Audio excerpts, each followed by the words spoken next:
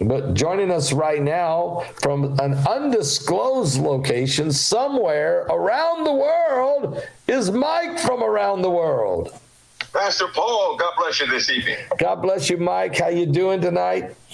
Well, I'm doing great. Hope everybody is warm. Well, if they stay inside, they are. Okay. Yeah, pretty cool. If they have electricity and if they don't get knocked out because of these high winds. I mean, yeah. Wow. Are you in a warm place, Mike? Yes, unfortunately I am. I say that because I kind of prefer colder temperatures, but yeah. You prefer colder than this? I do. When I went through cold weather training, my core temperature went up and never came down again. Oh man! But did you get sent to Yakima, or was you up in the mountains of California, or where did you have to go? Well, we were with training 10th Mountain Division, and of course, then we went way up there into the nether regions. It was minus 64 degrees where we were, and once your body acclimates to cold temps, your core temperature goes up. Well, it's very difficult for it to come down for me, as it turns out. So you're kind of hot-blooded now, so you need cooler. Okay. Last week we talked about you talked about Ukraine being the staging ground. Does it really look like you were dead on the money here with the staging, aren't you? Well, hopefully everybody can see it now. What's actually starting to take shape. You know, we've gone through months of propaganda, months of back and forward. But as everybody can see right now, certainly if they heard Zelensky speak with the president, they would have seen the dynamic that was taking place and what's actually happening. It's almost like the Ukraine is an area of forward base, if you would, and the only way, see, we're in a bad position because the only way now to stop what's happening is to pummel Russia. It's the only way. Here's a problem. Since the staging area is now set in stone, it really is. In fact, deployments have begun on both sides of the fence. And since it's already underway, somebody's going to have to preempt. Somebody will have to preempt. Putin cannot afford for NATO to set up strategically. He cannot afford for NATO to set up all the way. He can't do that. And that's going to cause a problem. So he was talking about, somebody asked him a question about a nuclear strike. Would he preempt a nuclear strike? He said, if we wouldn't preempt a nuclear strike, that means we would not use nuclear weapons. And he said, so that's not us. We will preempt. He said, because anybody who won't preempt a strike is not going to use nuclear weapons. And he said nuclear weapons are on the table for them. It is part of their strategy. Part of it. The same thing the USA is sending. We've already sent units in the Ukraine, right? So we have special units in the Ukraine. Speaking of equipment, I know they gave the announcement, but it's there.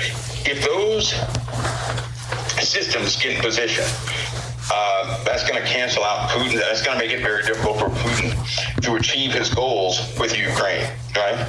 But now it's hopefully people can see it's no longer a war with Ukraine. It's not what it is. It's a war between Russia and, let's go ahead and say communism and democracy is what this is a war against. This is between the West and its allies and Russia and its allies. Here's the unfortunate part, a very dangerous part. Everything is being set up right now. Deployments are starting. Putin is about to deploy yet another deadly weapon in the seas. He's already armed to the teeth a very special vessel. It is being deployed right now as we speak. Another one will be deployed in a couple of days. NATO cannot afford for him to launch another one. They tried to interrupt that. It's not working. We're talking about a pretty large nuclear payload. I'm going to call it nuclear, but I'm telling you right now it's not nuclear. It's something else. I know that nuclear weapons, that's more propaganda. They are supposed to be the worst type weapon out there. It is not. A nuclear weapon in these days is more like probably it's very deadly, right? But there are other weapons out there that can do far more than a nuclear weapon ever could. but they're being deployed. The USA has to get its defense net completed.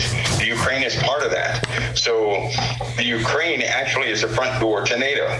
Germany is target number one. The UK is target number two. So you have these countries out there. He will have to hit them hard, right? If he's going to win his battle with Ukraine, he's going to have to hit NATO hard. If he hits NATO hard, he's going to have to take out certain strategic sites in the USA. And here's the problem. All this is being set up. We have a government that is about to change. Now, nobody get upset, because this is not about left or right now. I'm telling you what's going to happen. We're going to find ourselves in a very precarious position, a very dangerous position. And at that same time, friction is going to build up in the White House. When this happens, it's going to stagnate tactical planning. Commanders are going to be angry. You're going to hear commanders call out and say, hey, we don't need the politics right now. We don't need politics. But because of arrogance and because of strong views, you're going to see certain strategies of ours stagnated. This is going to cause holes to be in our defense net. I have a strong feeling America will be hit.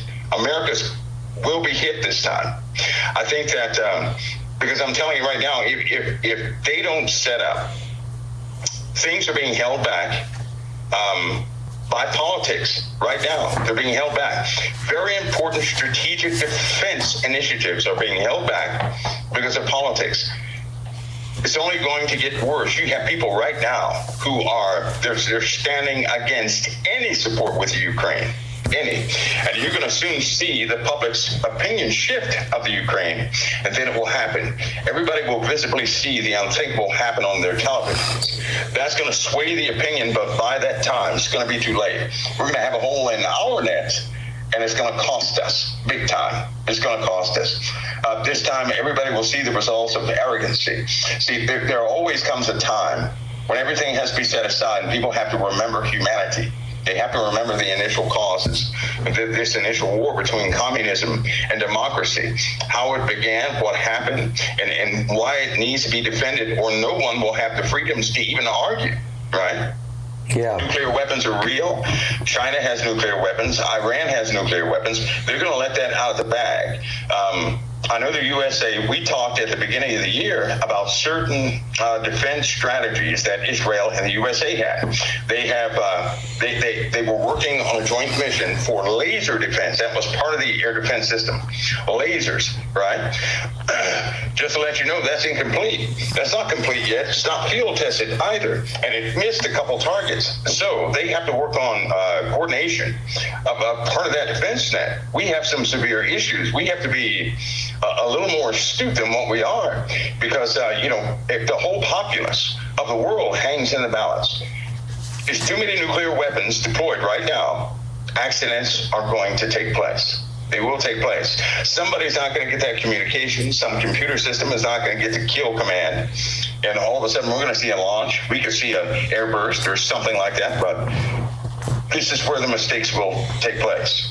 Now, is this the end of the world? No. We have to remember, we've gone through world wars before. Those were not the end of the world.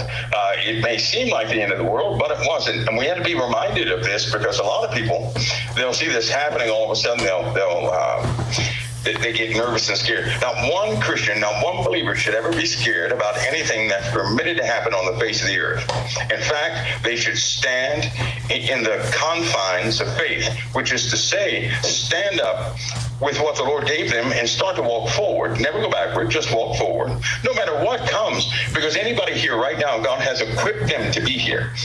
Nobody can be alive who's a Christian who is not equipped to handle anything that's going to be in their lifetime, right? So yeah. Every Christian out there is equipped to walk through everything that's presented to them. They need not worry about, now, this is just for believers or true believers. They don't have to worry about anything coming against them directly that's going to overtake them. That's impossible because of Christ.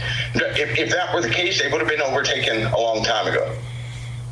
But they can't be overtaken. So, because this experience for us is actually is a teaching. We're royalty in training, so we have to know everything by way of truth. right? We have to live through it to make our decisions. But the rest of the world, Pascal, they're going to see one of the most terrible times they ever had, because nuclear weapons are one thing, chemical biological weapons by North Korea, that's a very real ordeal. And if you don't know, it's going to be talk and whispers about North Korea mounting chemical biological weapons on warheads. Let's talk about that, Mike, for a minute, because I don't want to be too loud. I'm trying to balance the sound here. Kim Jong-un's sister, every now and then, I think he sends her out there to stir the pot, and she began to say, "Hey, look, we're about ready to. We're just going to start firing off intercontinental ballistic missiles that we can reach America. We certainly can hit South Korea." And so she's very upset. The United States, we flew B-52 bombers that are nuclear capable. We flew F-15s and F-22s. Or I should say F-22s and F-35s, really, all over South Korea. We're in a joint drill we're doing right now, which is basically a show of force. So the Koreans, the North Koreans, seem to be very, very, very agitated. At the same time, China is agitating Taiwan, and Iran just said today, because of Zelensky's meeting with President Biden at the White House, and that he spoke before our U.S. Congress, that Iran threatened Ukraine today, which you've always said that Russia and Ukraine, they're one and the same. So do you feel that North Korea, are they doing this on their own, or are they working in conjunction with China? North Korea works in tandem with Russia. It is right now, it's China, North Korea, Iran, Russia, and you have eight different factions in the Middle East that are loyal to this alliance, this unholy alliance over there.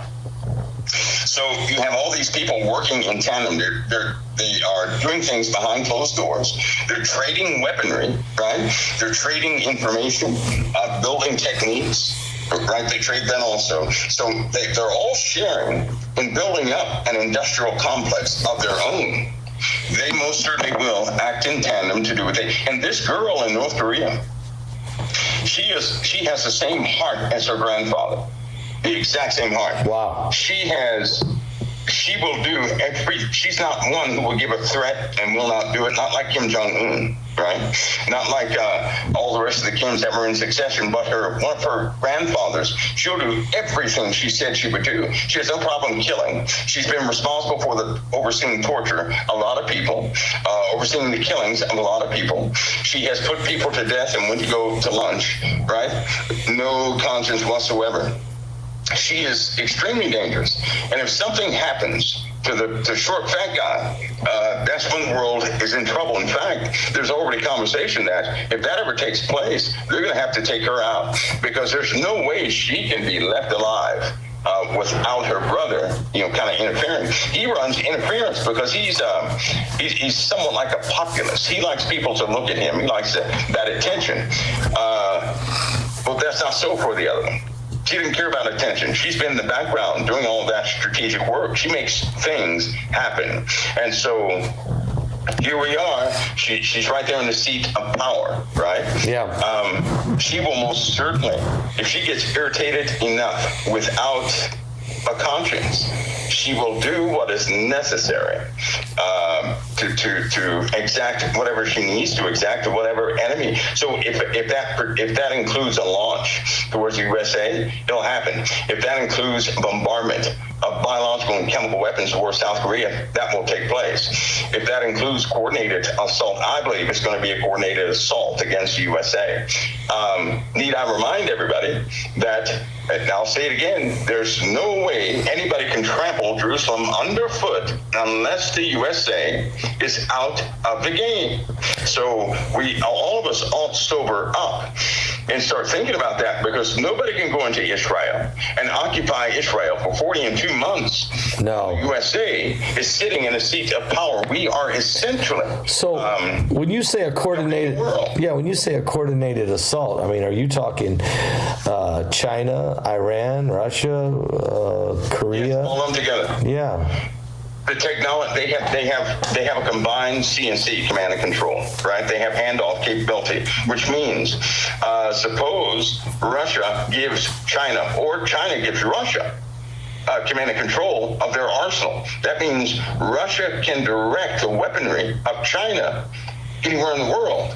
That means they can launch missiles from Russia, but they'll lead from China, going to whatever target is entered by Russian CNC or command and control. Same thing goes for Iran.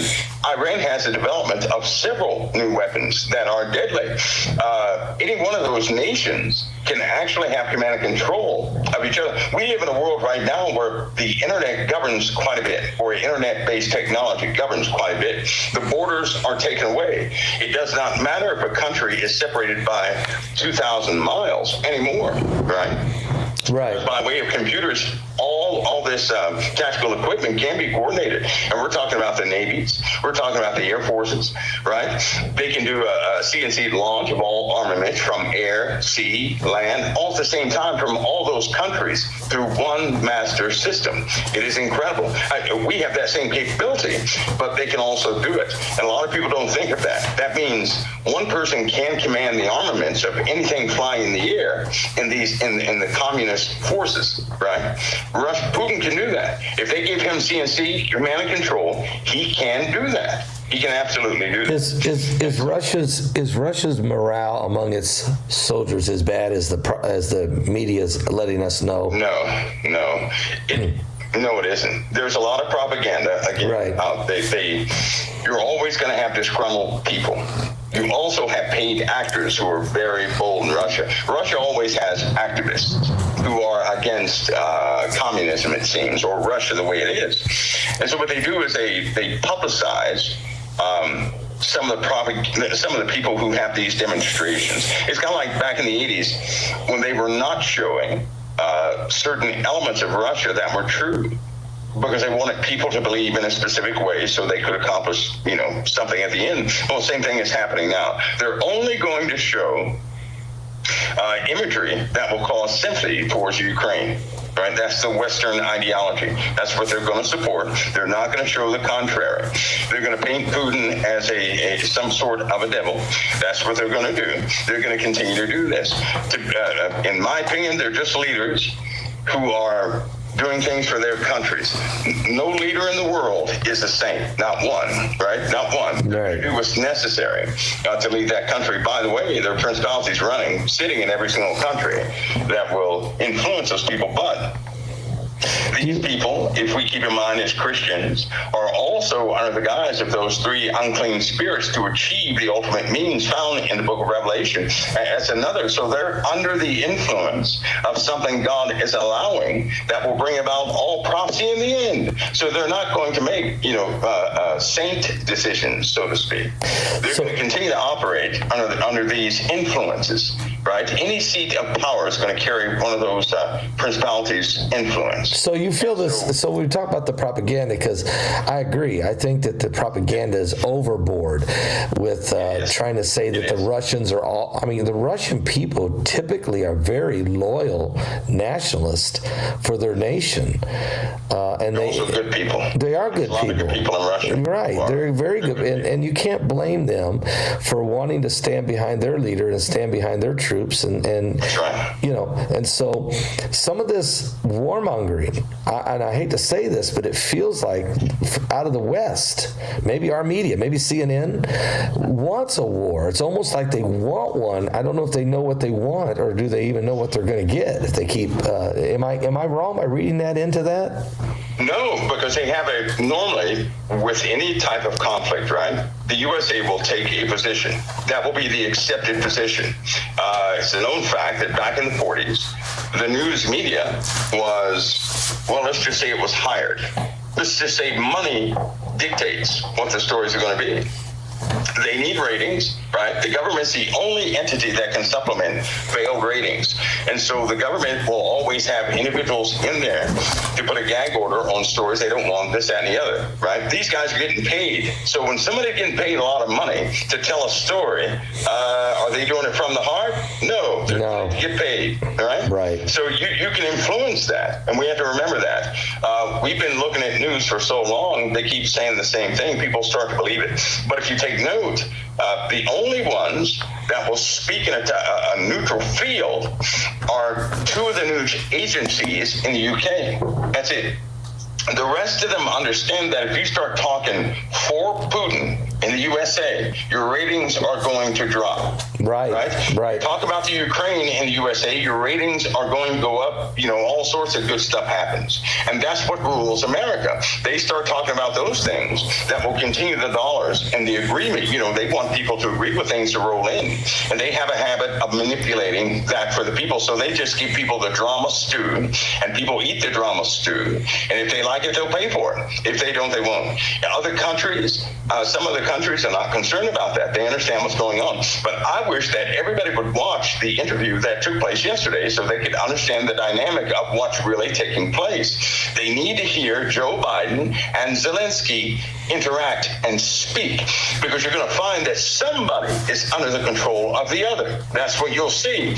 Everybody can clearly see this. They need to see it. It's almost like you have a subordinate, right? Yep. Who is speaking, but then you have you have somebody very high up who's actually on the totem pole, who's actually pretty high up. They may not speak well or anything, but they're pretty high up, and they will control and navigate that whole conversation. If people would see that, they would understand what's happening in the Ukraine. I'm going to let everybody know too, the people of Russia and the people of the Ukraine are more victims than anything else. Amen. They're victims of two groups that are willing to use the people to establish their end goals. And to that point, this whole thing is full of darkness. It is. I mean, okay, I watched that interview. I did. I watched it live when it happened between Zelensky and Biden. And yes, you could feel that this was, especially Biden, as if he was acting. He was almost reading from the script of what he had to say. It was as if it wasn't him. He was a total different personality in that conversation. And Zelensky also. They both were on the stage but some groups higher than both of them was manipulating the conversation. Zelensky follows. Yeah. Right? Yes, he follows. You take note of something with Joe Biden. If something starts going off script too much, Joe has the authority to pull people back. Yep. But Joe has a special authority in Washington. Now, he may not be calling all the shots, but he has a special authority in Washington. And if he ever points his finger at somebody, that's going to be the end of them. Yeah, that's the end of the end of them. Yeah. He has that authority. Don't think he's up there without authority. No, I know. He has a very special authority. He may not be the best tactician, but if he ever gets angry, right, then people are going to recognize this guy. Who is this, right? They're going to have a newfound respect for this guy in certain circles. Right. But it was a controlled situation.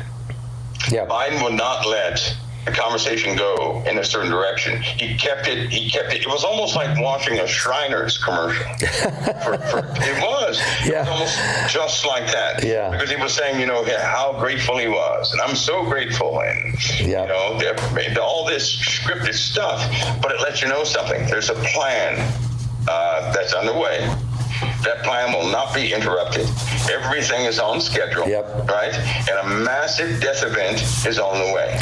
Wow. What did you just, whoa. A massive death event is on the way. A massive death event is on the way. I agree with you that we have two forces, that we have the West, what we'll call democracy, whether it's a republic or democracies, and then we have the East, we'll say communism, democracy against communism, as you said to start this broadcast, and that the bigger picture, the broader scope of this whole scenario and controversy is between these two ideologies. And that you said it last week that it looks like Ukraine's the staging ground, and it may be the front line of this battle. And it looks like this battle is inevitable. It's going to happen, and you're saying there's soon. Are you anticipating a mass death event in the first half of 2023? Do you think it's that? Yes, and not necessarily in the Ukraine. Yeah. One of the urgent parts about this is they've already made certain decisions. Putin has said this. Putin said, listen, if you move those Patriot missile systems, right, you move those 104s in this area, we're going to take that as you attacking us, right? And clearly, Right. That is, you can't take defensive or offensive equipment and put that in the territory of a foreign nation. You can't do that. That's a declaration of war. And so they're doing it anyway. Yeah. Putin does not recognize the Ukraine as somebody else's territory. That's his territory, Right. period. And so that's where it's going to be. So now we have a declaration of war that's already been made. That has to be made clear. Putin is going to act because in his mind, he has to save Russia, period. No matter what anybody says, he has to save Russia. But he also knows that if they get this, if they get the Patriot system, the batteries up there, they get those missile batteries up there, they get them in full strength in that area, that could pose a big problem for him, right? That could essentially stagnate his efforts, cause him to go way around, which would mean it would take him years to do what he could do in a month. It would take him years to do otherwise. So is he going to allow them to set up all those batteries there without doing anything? No, he will not. And this is why he's making emergency deployments, right? Yeah. Some of the biggest, baddest machines on the earth have been sent into the ocean in the last 72 hours. We're talking the biggest, baddest machines, the worst machines ever. They have been deployed, and one will be deployed here shortly. You don't put those things into the water until you're ready to commit, because the skin of those, it's not like a boat. A boat you can put in the water, bring it back to dry dock, clean it off, you're good to go. Not this one. There's a type of stealth which has a lifespan in the sea. It is 100% active in the sea. The seawater even fuels this thing. So you're looking at a new, not space age stuff, not UFO. We're not talking about that, but No. there are certain machines that use salt water. They use the properties of salt water to cause cavity bubbles for their speeds, and they bolster things. The shell of it, you're talking trillions of dollars just in the paint that goes around this thing, and it's in the sea. You better believe it houses an arsenal that could destroy the Earth at least 30 times, the whole Earth. So you're looking at hypersonics, sea-based hypersonics, hypersonic torpedoes, right? Yeah. For anybody who thinks something can't travel underwater at the speed of sound, they are sadly mistaken. Yes, it can. They defeat all this resistance of water and everything else that they have defeated that as of, what was that? That's like 10 years ago. That's older stuff they have done. So it's pretty ingenious, but they have overcome that. So they have things in the sea that can travel faster than jets do. Put it that way. Did we put those in the ocean, or did the Russians put those in the ocean, or both? The Russians put those in the oceans, because with this stubbornness with the Patriot missile systems, here's the deal. It's one thing to put the Patriot system in the Ukraine, but that's not what they did. They advertised it. When they start advertising things, right? And so you're looking at a whole different scenario. When they don't talk about something, that's when they are more in defensive mode. When they start advertising, that was a message that went directly to Putin. Yeah, that was a big message, because that was a message. You brought Zelensky into Washington, you parade him around like a war hero, and then you let him speak before the joint session of Congress, standing ovations and medals, and put him on Time Magazine's Man of the Year. That is really flaunting it in Putin's face. And you unravel. That's provocation. And that, they teaches we're not supposed to provoke our. No, that's arrogancy. We don't provoke our enemy. No. God never told us to provoke Satan. He never told us to provoke a demon. He never told us to provoke these things. We have power to overcome them, but he told us don't enter into that provocation thing. That's not of him. And so what they're doing, what the U.S. is doing, and Western powers is they're provoking Putin to react. right? But I'm telling you right now, because of pride, they can't see. Now, they've been warned, Pastor Paul, they've been warned from the inside by some of the most tactful minds in the business. They have been warned, don't do it. Don't go this route. But they went the route anyway. We're talking about the entire Western Alliance has been warned. Don't go that route. But they did it anyway. They did so anyway. And so pride is going to cost us this time. Yeah, a mass. We've been blessed. We've been so blessed. We have not been hit. We had a few terrorist strikes, yes.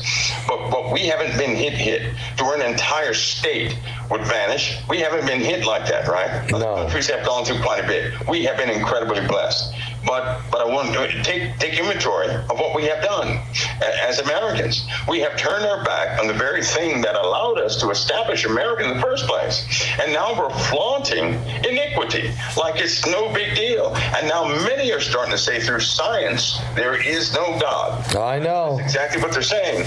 And so there's something coming. And it's just very unfortunate.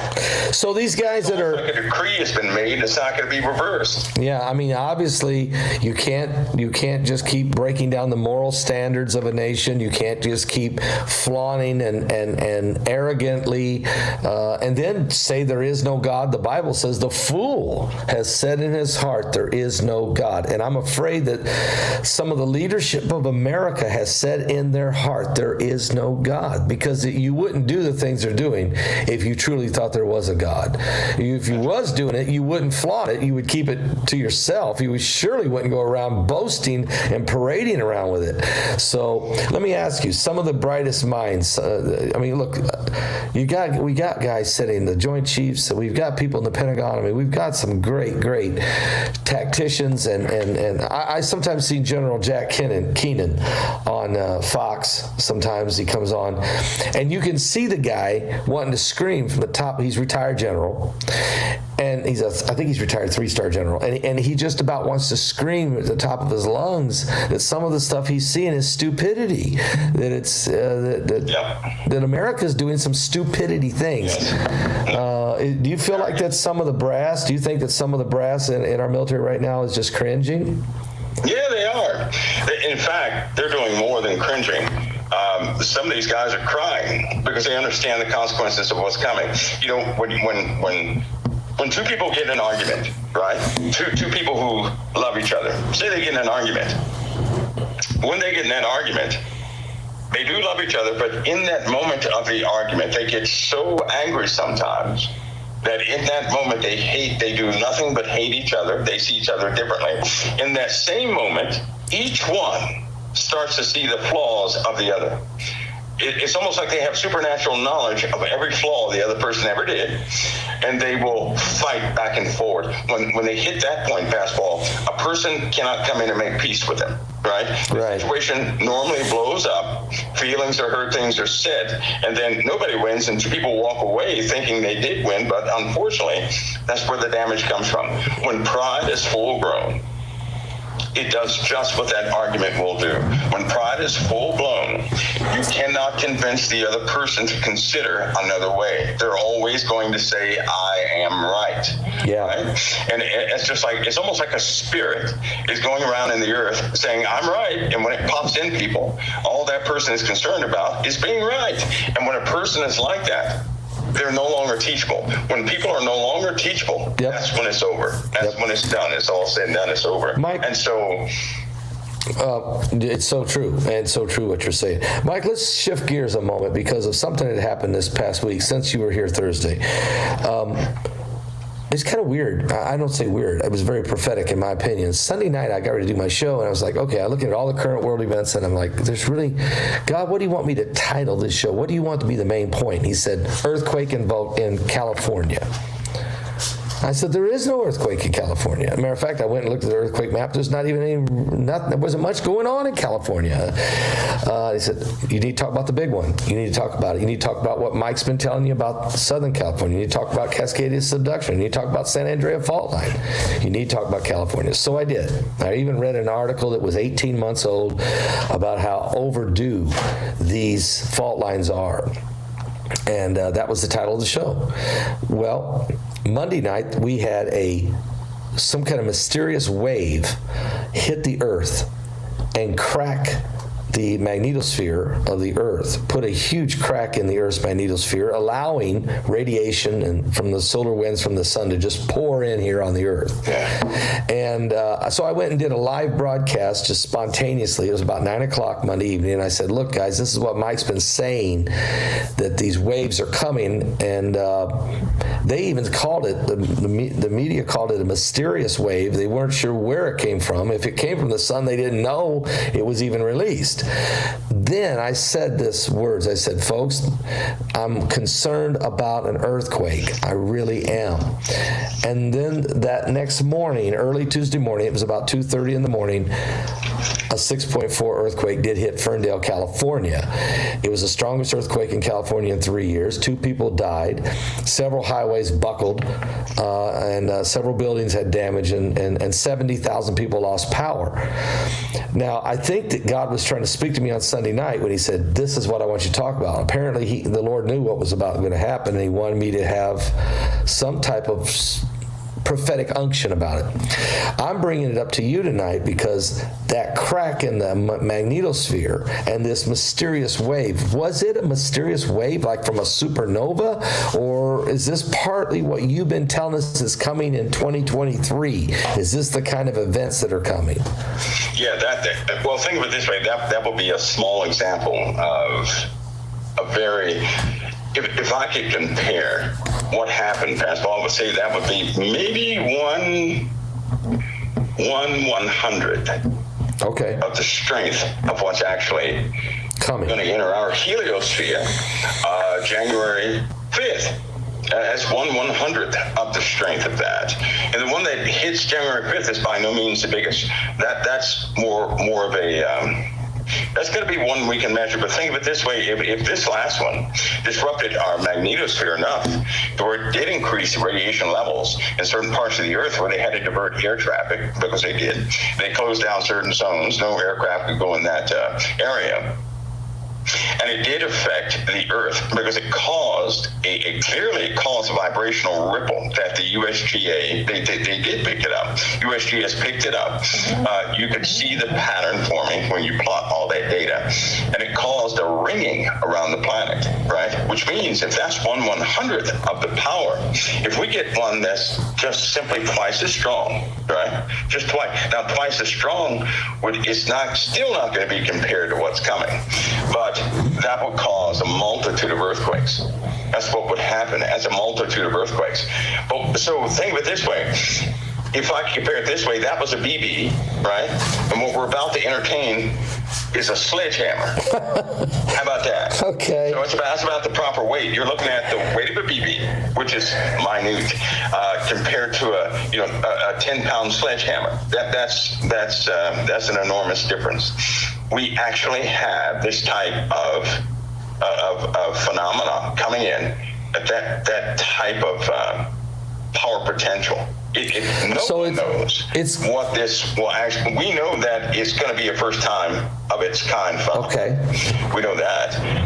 The Earth is not. I don't think that people are properly prepared, even in their imaginations, for what that could cause. And then we do have a weakening of the crust of the Earth. And if the coast plate, if it crumbles just a little, it's going to set loose a chain of events that's going to just scar people's memories for a long time, because California cannot take a quake. You have, in fact, the Midwest cannot take quakes, not of that magnitude. I know that people think that that's very strong old rock. It is not. That is floating rock. That's not even solid rock. And of course, they found that out because they have better equipment. So basically, America is floating rock. It is not solid down to the core. And when they started, through fracking, they suspected this. But when they started learning more and more about it, there were a bunch of scientists that said, "You got to stop right now." That's what all that fuss was about. Because they said, "You're gonna set this thing loose." And what they were frightened of? The Grand Canyons totally being dislodged through small fractures that were being made in the Earth. Now, if a small fracture can do that, because we sit on a floating continent, then what do you think would happen with one of these major buckling of plate tectonics? We're gonna entertain this. It's coming. This is what's going to take place, and it really takes with great responsibility, with a lot of detail, Pascal. This will have to be charted out. With real satellite imagery, real optics going through the Earth, meaning the actual data. And we're pressing for that. We need the actual data. In other words, we need the real photographs that look about half a mile in the Earth. We need the real data, and we're trying to petition for that so that people understand, number one, America's on a floating continent, that science is so prideful, they won't even admit that they have misjudged quite a few things, right? It's time for people to have facts, is what I'm saying. Yeah. They need facts. They don't need theory. They need facts. And when good people have bad data, that just gets to me. Because I see good people all the time, and they'll have bad data. And then they'll build upon that bad data. Well, of course, the results are not going to quite be there. That burns me up. Okay, now facts, and we need to, we also had to be responsible, Pascal, because I'll say it again. We have entered into a time where massive death will take place. Each event is going to cause a lot of death. Now wait, which event are we talking now? Don't be afraid of death, nobody. Okay, but which event are we talking now? We're not talking about the mass death event from the war. You're talking about a different event. A different event, and this is from the impact from these waves. Our heliosphere, January 5th, is going to get whacked. This thing is going to enter into. Yeah. We don't know what that's going to do to the Earth, do we, on January 5th? No. What is the? It's going to, it'll enter into the heliosphere, right? So okay. Of course, it's going to be a delay from getting from the heliosphere to the Earth and the Sun. It will cause the Sun to react.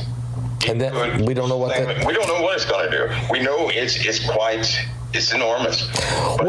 How long do we have to wait from January 5th? From January 5th, when this hits, till it finally gets to the Sun and then it affects us. How much time will there be between the initial January 5th? A day. Oh, okay. Okay, we got a day. So, really, and we're going to know something within 24 to 48 hours of this thing. Yeah. We'll know exactly. Now, there have been events in the past where things have happened and it was benign, right? The Sun just kind of absorbed it. Yeah. I don't know what it's going to do. This is very exotic matter. This is not like, something people are... Is this from an explosion somewhere? Is this from a supernova or some kind of massive explosion? They don't think so. It's not like a quasar. It's not like a magnetar. It's not like some superburst in a galaxy or something like that. This is very exotic and strange. In fact, some of the spectrographs came back on this thing. The data is unbelievable. It's just unbelievable. In other words, nobody's really prepared to deal with this. They've only seen something similar to this, which caused very negative effects on the global populace about 4 months after it happened. And they didn't really tell anybody either, because how do you tell somebody that? People have health problems to this very day because of something that happened back in 1982, and they don't really talk about it. It came from out in space. It affected quite a few people on the Earth. They know what the symptoms are and what it has actually done, but no one dares speak about it. It's a real gag order on things like that. So we have another one coming in, right? But we also have things behind it. This is important. This would be one of the elements that makes up part of the bigger ones. Some of these bands that are coming in are flat, and they are tall, and they are super wide. They're just spreading all over the place, right? They are emanating from one location. Planet X? From 2 or 3 locations are coming from one location. Planet X? Okay, and it's pulsing out some stuff right now. I mean, it's pulsing out some stuff. And so it's only, that gives us a good idea that we're in the season of real change. Because this thing is, now they're picking up continual pulses. Something is very different. So, mind you, in any binary system, the secondary star, as it gets closer, it speeds up, right? It'll double it. It's almost like it doubles its speed. Every 72 hours, it's going to double its speed, right? Then exponentially get faster. A lot of people may not see it. They will see a very odd constellation. they're going to see a different constellation. Okay. They're going to see something they don't want to see. So this thing is tied to Planet X or the binary system that's coming. Yeah, certainly tied to something that's tied to our solar system, and it's pulsing now. It's actually sending matter in our direction. Well, that means we're right there in the season of that matter exchange between the two stars, which means the sun, when that matter exchange takes place, all the photons are going to be redirected to the other star. That's going to be darkness on the Earth, or we're going to have a red planet on the Earth. Everything will look red. Yeah, because it's changed the atmosphere. It changes because the photons. You're saying when photons are redirected. Yeah. Infrared light, right? Infrared light being in the frequency it is, it's still going to emit to Earth, right? Which means everything will be red, everything will be hot. It's going to look like that. It could look like that for several days. It could look like that for 27 days. It could look like that for 60 days, right? It depends on how long it takes for this matter exchange of the two stars to actually happen, right? Are we going to see this exchange? Hopefully we're not in the way of that exchange, because I don't see it surviving. I don't see anything surviving if they're in the way of that proton exchange. So are we going to experience this redness in 2023? Is this event going to happen? Yeah, fastballs like this, because of its proximity, it could very well take place at any time in 2023. But I'll tell you this, when it happens, right? Yeah. That's when the real bad stuff will also begin to happen shortly right after that. Not before it, right after that. The super bad stuff. Now, super bad stuff would mean the pressure changes in the Earth enough to cause the water to boil off. Water can boil off the Earth when the Earth temperature is only 70 degrees. All you need is a pressure change. And if we have something affecting the atmosphere, that's precisely what will happen. That means we won't be able to breathe. No one will be able to breathe on the coastlines. That means people will have to go into rocks and caves or anywhere in the Earth just so they can breathe and escape some of the hostile gases and all this other stuff that'll be floating in the atmosphere. Yeah. Do you see then to be this hostile environment, which you called an ash environment at one point? Is that kind of when that goes into play? Here's my thing. Low pressure systems create massive storms. Okay. Which we're right now, this storm over America, I remember a year ago you told us, watch a storm. There'll be storms that will completely cover the entire nation. Yep. And that's what we're dealing with right now. We've never seen anything like this, really. They're calling it a cyclone bomb. But literally, this storm is reaching from one coast to the other and from north to the south. This is incredible. Is this because low pressure systems are going to get so enormous, it has to affect weather conditions? Yeah, they will, because we have a 2% change in our atmosphere, right? Wow. That 2% change, it increases the potential of storms. The evaporation of the water is part of that change in the atmosphere, which means the clouds are going to be more numerous, which means the atmosphere is going to have more potential to hold that moisture and then drop it on everything. So everything is about to get supersized, right? That's only one part of it. That's one little piece. It'll get pretty bad, though, because even that will be doubled. So imagine a storm, Pastor Paul, right? Imagine a storm, like a bad thunderstorm with supercells all in it that spans from Texas all the way up to Canada, right? Yeah. Say it that way. I mean, we're talking about full of tornadoes all the way up from Texas, all the way to Canada, right? That's what we're looking at. So they already have, remember we talked about the new names for some of the storms? Yep. Like hypercanes. Yep. Hypercane is on the list. Yeah. People don't get ready for this. The reason it's on the list is because they have determined, they've already calculated wind speeds.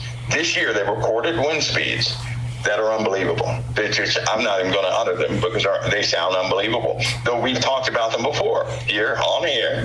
We talked about them before. Yep. But it actually reached those sustained wind speeds, right? So I'll tell you what, in 2023, some of the real preparations are not only war. War is just part of it, right? Famine is going to be a big deal. Loss of animals and food and foliage is going to be a big deal. That's going to be a big deal. The water, we're still going to have a type of dryness take place due to the induction of certain types of radiation plus flooding. The water event, I suspect, will happen this year. This year will be the water event, I suspect. Now, that could be totally wrong. It's just that everything is pointing towards that. Right. And what the water event is, that's a rise in the ocean levels without an earthquake, without a tsunami slamming into it. We'll probably have a big water event. We'll also have a water event caused by something slamming into the sea. That time is... That's coming. That's coming. That's going to be bad. We're going to see a lot of that. A lot. Yeah. Yeah, and I think, folks, those of you who saw the webinar we did, Mike really goes into detail in this and shows you this with a map, which is an extraordinary map, and talks about these water events, talks about a water event that's going to come, but talks about a lot of things with these volatile areas of volcanism, the earth pulling apart, magma rising to the surface, a lot of different things. It's an extraordinary webinar that I highly recommend you get a copy. You can order the DVD on it. They're being produced right now, and so as soon as they get in, we're going to be shipping those to folks. So you can order your DVD of that webinar, and I highly recommend you get it. Not just only because of Mike's presentation, but the other guys as well. It's just extraordinary all the way through it. But Mike shows you a map that the public has never seen, only been seen on our webinar, and I think that when you see that and you learn that and you hear the presentation, you hear Mike's explanation, that's why I'm staying on top of this story more than I have anything else. I mean, I'm watching closely this with the war being staged. I saw it this week, Mike. I saw what you said Thursday literally being staged in front of our eyes, and I'm still not sure the American populace notices it or understands it. I don't think they do. They're going to wake up one day. There's going to be an event, as you've said earlier tonight, a death event. Early in the morning. A death event that's going to shock the world. Is that about to happen? Yeah. You know what, Basketball, I think that early one morning, people are going to wake up. People are going to notice that everybody's trying to find a computer, a phone, or something to look at because they'll be saying, "I can't believe it happened." They're going to look at their screens with despair, with disbelief. I think that will open up a very different time for people, and it's painful to see something like that. It's painful because for the most part, we deny everything until it happens. Yeah. Then when it happens, it brings on a new horizon. But you know what? Wisdom comes into this part. With all of us being human, with all that we did not believe, we should learn by now that we should not invest our time in disbelief of things, rather simply to follow wisdom. You know what, Pastor Paul, the Lord gives you a lot of wisdom. The Lord gives Israel a lot of wisdom. The Lord is giving out wisdom, and if people would just listen for the Lord's voice in that wisdom, with all of what comes, they may see quite a few things. Right? Yep. But here's my point. There are many who have seen even more things. Even though this is going to be the crescendo of all times, right? There have been people who survived World War I, World War II, right? Vietnam, the Korean War, all these different conflicts, the droughts, right? The dust storms, the financial apocalyptic times in 1920s, the Great Depression. They have survived it. But it was a learning lesson. And in all cases, it brought sincerity back to humanity. Because in every single case after these times, people actually cared about their neighbor again. And every time we get to the point where we could care less about our neighbor, it guarantees something in the world will happen. This time, though, all the ministers are speaking the same thing. This has never happened before. It has never happened like this before. Regardless of people's theology or what they believe in, they're all talking about Revelation. Yeah. Even some of the ones who refuse to talk about Revelation cannot ignore. They're trying to give this happy message. And the people in the pews, I saw something recently. Somebody was trying to give a happy message, and the people in the pews all had Grinch frowns on their face. Like, why is he talking about that? Yeah. And we can clearly see the tension building and the iniquity building. And so people are starting to wake up. Yep. But this is intended. This is part. Revelation to an unbeliever is scary. But to a believer, Revelation is a book of deliverance, of ultimate Amen. deliverance. It is not a book where all the believers get enslaved. That's Hollywood drama stuff. A Christian starts out in tribulation. They do. It's called their life. And tribulation is indeed the life of a Christian. If your life has not been tribulation, then you've been on the wrong side. That period. Right. That's the way it works. Because Jesus made that clear. So people shouldn't be frightened of that. Plus, this is those things that we can't give up, that we keep stumbling over. I guarantee you these times that are coming up are going to help us get rid of everything we stumbled over. Because everything false that we ever believed in, the Lord will remove it from us. He's cleaning us up for the final deliverance. This is when he presents us to himself. I do believe this. He's cleaning us up. I've searched history. I've been through all history I could ever find. Never in a time have I seen the Lord present the same issue to all people. I've never seen that except the great flood. Wow. What I mean by that Yes. is the Lord is exposing. He's all this iniquity that people see upon the earth.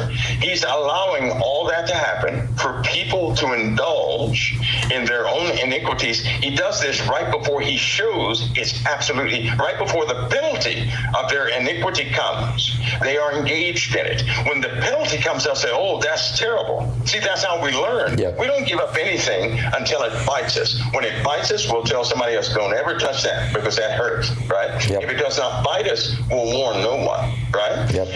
All this iniquity and everything else rising in the earth, it's almost clear what the Lord is doing. He's about to deliver his children. And so he's bringing everybody through this process. The whole world's involved, not just one region, all regions. The whole world's involved. But what makes it different now than ever before is you have people, not necessarily people who never heard of Christ. You actually have people that say, "Don't talk to me about Christ."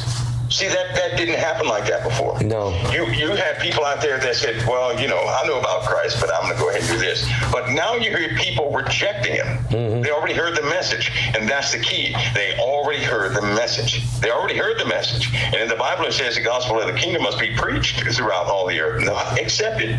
It never said it had to be accepted. It said it had to be preached for. Exactly.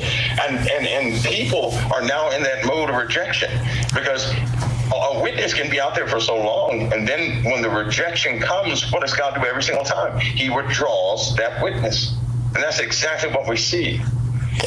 Even well, I can't go any further, but we see things that have never happened before, and all we have to do is step back. If we can step out of bias, not be for or against anything in the world, but simply stand in the kingdom, we start to see a truth.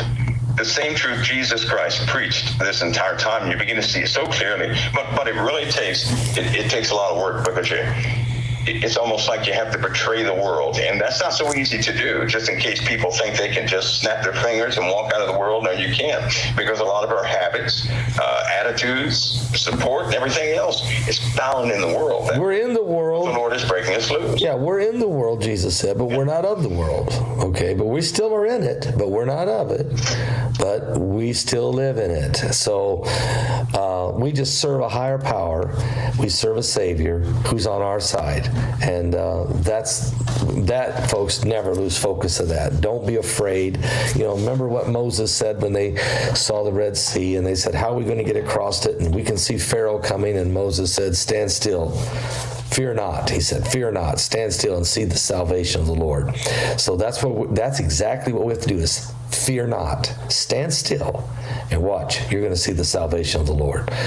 Mike, appreciate tonight. Next Thursday night, it's going to be almost the end of the year. It's going to be the 29th of December. We're going to have to take a reflection of this year and a focus on the future. And what are we going to be? What's going to happen between now and next week? We're going to be preparing. That's what's going to happen. I think a lot of people are going to start preparing. Our next conversation, people may be nervous in the service during that time. In other words, some truth may come forward that it's just a, somewhat like, what do people call it, an omen, some marker is going to come forward. A lot of people will begin to prepare.